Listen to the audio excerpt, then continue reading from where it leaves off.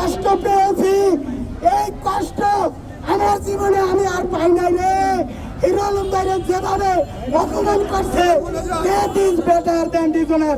আমি একজন রাষ্ট্রপতি পদপ্রার্থী, আমি তার মাথায় হাত বুলায় বলি, বাংলাদেশের মহামান্য রাষ্ট্রপতি পদপ্রার্থী এবং খায়রুল দেওয়ানো আপনার সাথে আছে।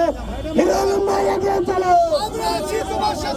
প্রকৃত জুলাই যোদ্ধাদের নামে যে মানব মামলা করা হয়েছে, তা যদি 3 দিনের মতো উইথড্র করা না হয়, তাহলে ভাইরাল সিদ্দিকের বিসিএসপি দল নিয়ে, খায়রুল দেওয়ানকে নিয়ে, হিরো আলমকে নিয়ে দুর্বার আন্দোলন গড়ে তোলে।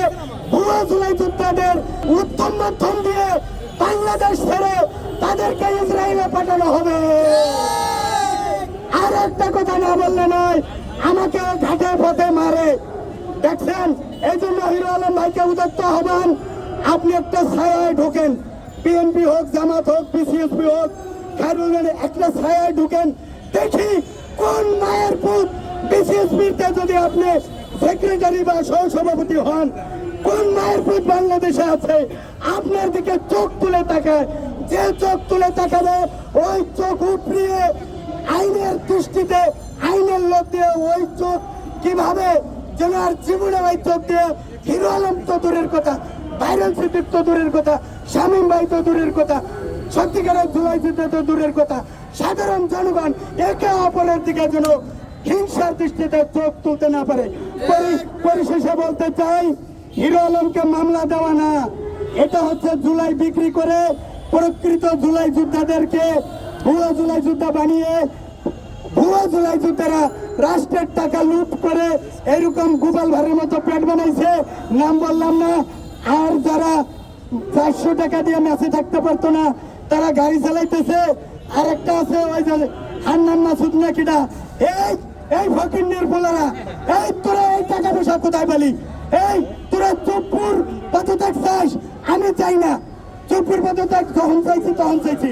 তোরা তোদের এই মাহফুজ আলম, এই আসিফ, এই যে মাহফুজ আলম, এই আসিফ নজরুল, এই 2 আসিফ, এই ভুয়াদেরকে আগে অ্যারেস্ট করে আইনের আওতায় আনতে হবে। চুপুর পদত্যাগ সত্যিকারের জুলাই যোদ্ধারা এখন চায় না, কারণ যখন মধু ছিল খাইছো, সবাই মিলে খাইয়ে, এখন তারা ছুড়ে ফেলে দাও। এই বাটবাড়ি করো না। সম্মানিত ভাইয়েরা, লাস্টে আমি কথা বলি, হিরো আলম ভাই সে আমার ভাই না, সারা পৃথিবীর ভাই। আজকে আমি যে কষ্ট পেয়েছি, এই কষ্ট আমার জীবনে আমি আর পাই নাই রে।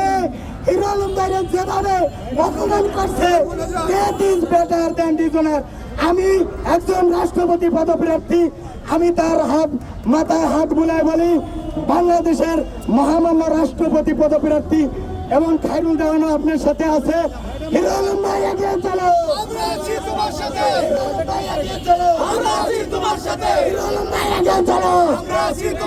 হিরো আলমের ভয় নাই, হিরো আলমের ভয় নাই। এখন আলমের লোকান্তরে এই পর্যায়ে আমি আমার বক্তব্য, হাজার বক্তব্য আমি শেষ করছি। ও আখিরুল দাওয়ানা আলহামদুলিল্লাহ।